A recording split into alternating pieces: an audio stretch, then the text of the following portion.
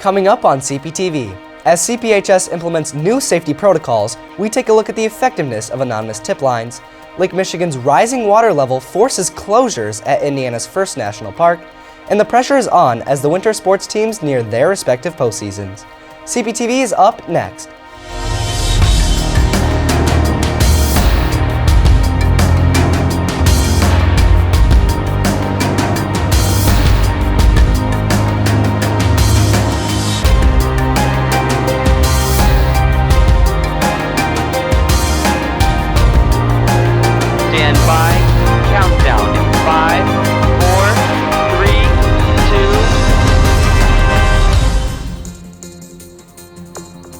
Hi, I'm Sarah Frey. And I'm Zach Jones. Welcome to CPTV. Kirsten Robinson will have your 5-day weather forecast, and Ramsey Harkness will bring us CP Sports highlights. Here's what's happening at Crown Point High School. It's no secret student and staff safety is the #1 priority at CPHS. To that end, the Crown Point Community School Corporation mandates all schools in the district to utilize an anonymous tip line. However, since its inception, many wonder just how effective this service is. CPTV's JENNA MILOSH joins us now from the newsroom with more. Thanks, Zach. In recent years, the Crown Point Community School Corporation has instituted various anonymous tip line services in order to ensure school safety for students and faculty by alerting authorities of potential threats. Though it has now been years after their initial conceptions, the impact of these anonymous tip line services has been relatively unknown to the students, and the actual services themselves have become fairly obscure to the public. I would say I think it's a really positive thing that we've had in terms of students feeling non-threatened. They feel very, a little bit more comfortable maybe making a tip on there versus going to an administrator or resource officer. It doesn't feel like, oh, they're gonna know who did it. You know, kids don't wanna feel like they're snitching or doing things like that. Especially in a school of our size, is that we wanna encourage everyone that this is a team effort, that this is truly a community effort. So we encourage all of our students every week that, hey, if you see something, say something. Please let somebody know so that it can be dealt with or handled or that student can be helped.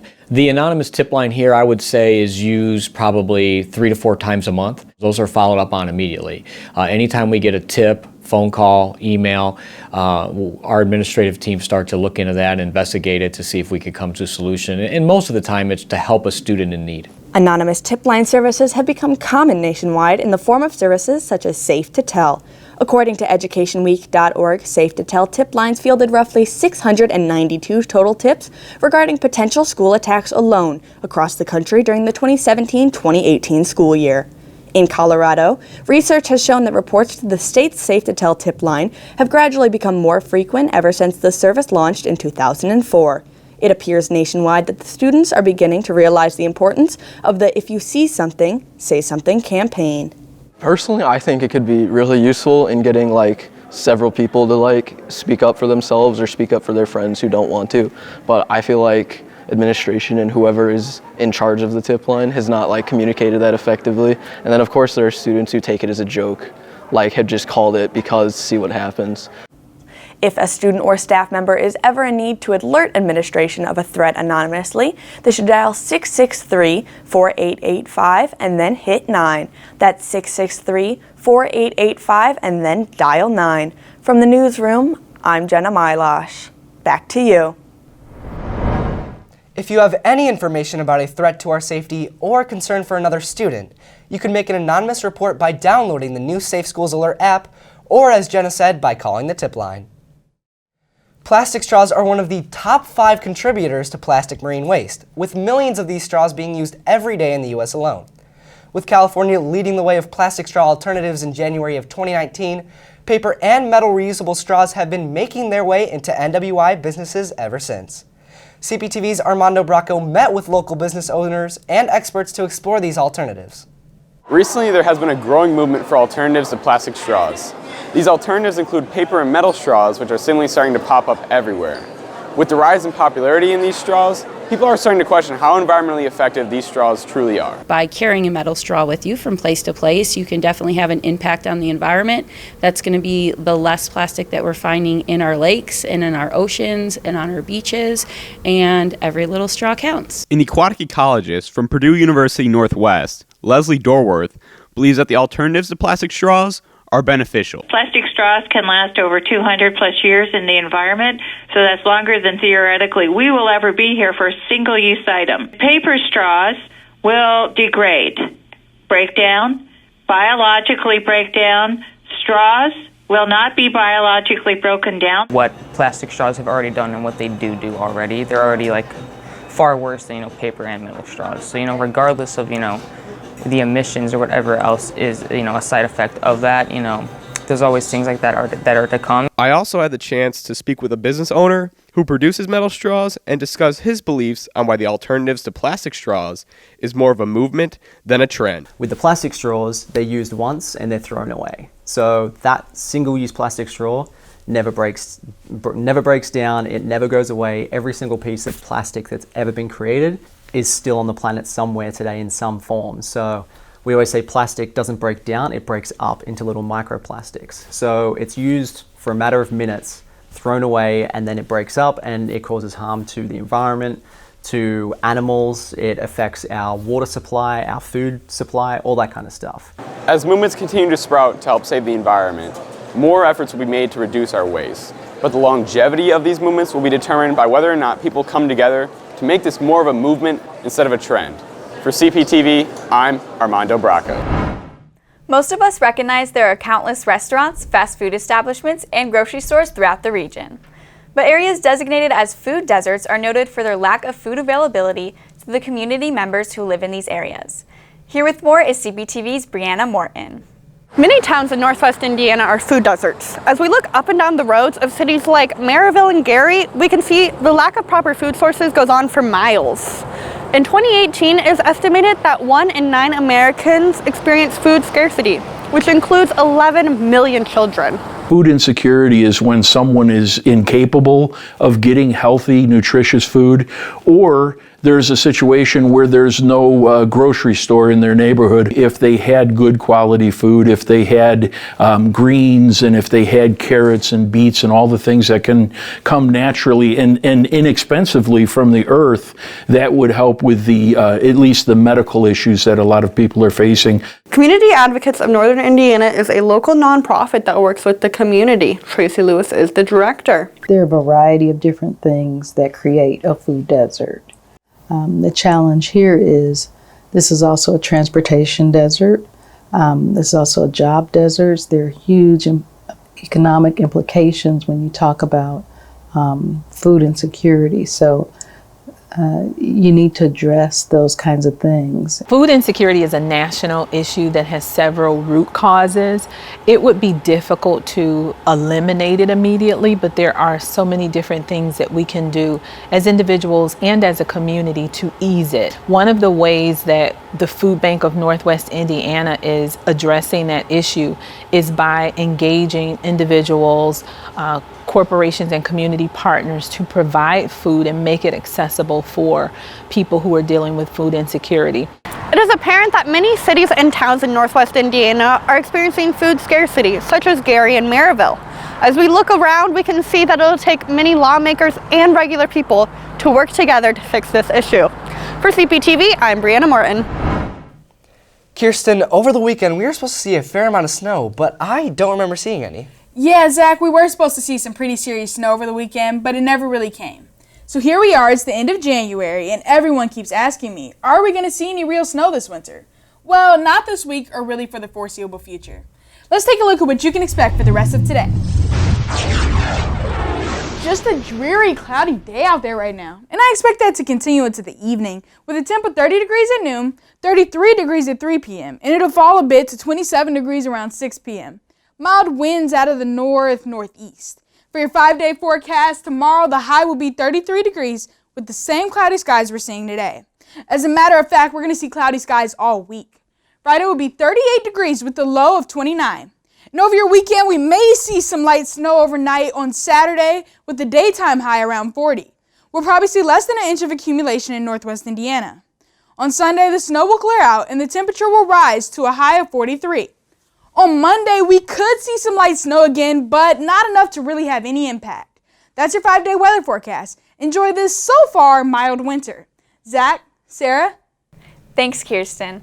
The Indiana Dunes was named our nation's 61st national park last year, but has recently been suffering numerous closures due to high water levels. The increased levels can affect public safety as erosion is wiping out much of the northwest Indiana shoreline. Zach was able to get out to the dunes over the weekend and bring us this report. The nation's newest national park is in our own backyard, and it's at risk.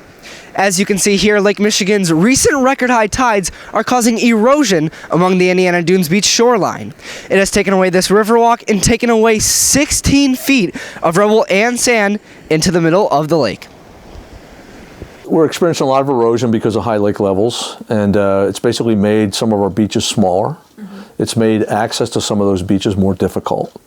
And it's actually a natural process, and it happens all the time, but this seems to be the worst year because the lake is almost at historic high levels. Indiana University professor Dr. Ken Schoon studied the Indiana lakeshore for his book Calumet Beginnings and cites the erosion is now a natural occurrence and believes older generations could be to blame.